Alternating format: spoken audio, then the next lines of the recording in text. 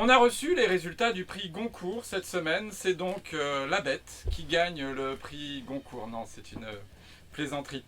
Bonjour à toutes et bonjour à tous. On se retrouve sur la chaîne YouTube du Jardin des Bulles pour, encore une fois, partager un superbe coup de cœur. Alors là, c'est pas un coup de cœur, c'est deux coups de cœur qu'on a eu.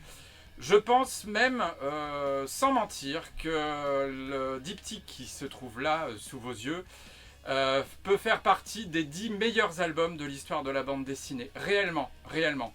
Ça a été scénarisé par Zidrou, ça a été dessiné par Frank P.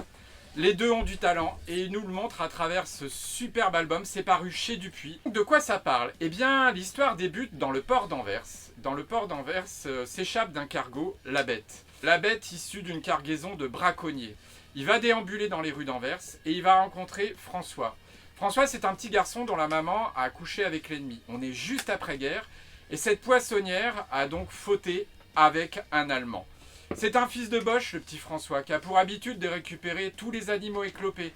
Chez lui, il a un chien à 3 pattes, il a un cheval alcoolique, il a 2 espèces de castors, ratons laveurs, très amoureux dans sa baignoire, une chauve-souris qui ne vole que de jour, un dindon qui fait glou glou rico.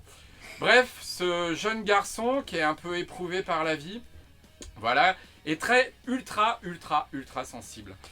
Les deux, La Bête et le petit François, vont se rencontrer et va naître de là une superbe amitié, une histoire extraordinaire que je vous recommande.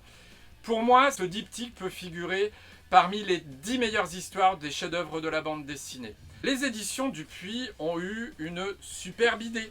Ils nous ont invités, nous, libraires, à un jeu concours. C'est pour ça que vous pouvez découvrir une partie de la vitrine qu'on a mis en place cette semaine. Et c'est quoi ce concours vitrine, allez-vous me dire? Eh bien, les éditions Dupuis nous ont invités, nous autres super libraires, à mettre en place une vitrine en hommage à ce diptyque.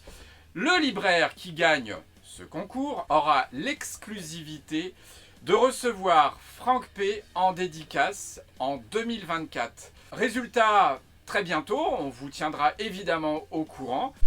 Et maintenant, sans plus attendre, question de la semaine. Je vous invite à me donner sur internet la longueur de la queue du marsu que je tiens dans mes mains.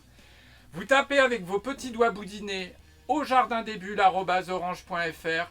Vous me donnez la longueur de la queue du marsu que je tiens entre mes mains. La personne qui s'approchera le plus de la longueur officielle de la bête, de la queue de la bête, gagnera cet album.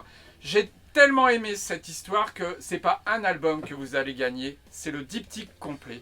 Voilà, le tome 1, le tome 2, et puis je vous donne rendez-vous très rapidement au Jardin des Bulles pour venir admirer notre superbe vitrine, ou plus tard, sinon si vous avez le temps. Voilà, à bientôt, très belle semaine, et je vous embrasse.